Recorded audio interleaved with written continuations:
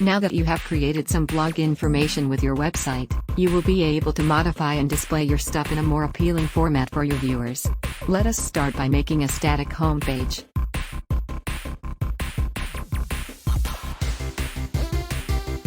Navigate to the Settings Reading page in your WordPress panel.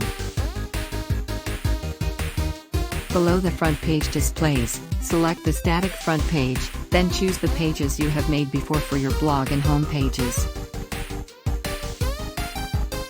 Do not miss clicking the Preserve Modifications option below the page to save your adjustments. WordPress will then utilize the blog page to display your blog entries and home page as your website's main page.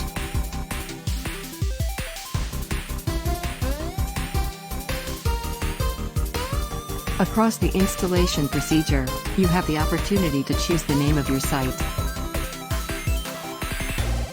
WordPress automatically generates just another WordPress site to your site name. You could change your site's tagline and title by heading to the Settings General page.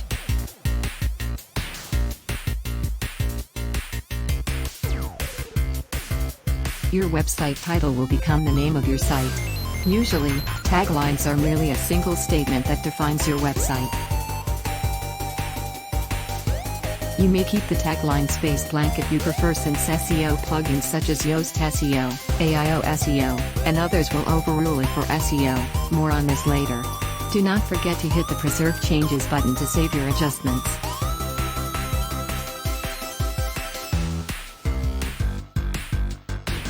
WordPress has a comment framework that provides space for people to comment on your articles. This is advantageous for WordPress user engagement, but it also serves as a subject for scammers. To cope with this, you will have to enable a moderation policy on your website's comments section. On the Settings Discussions page, go down to the Before Comment Shows area. Select the checkbox next to Comments should be personally verified.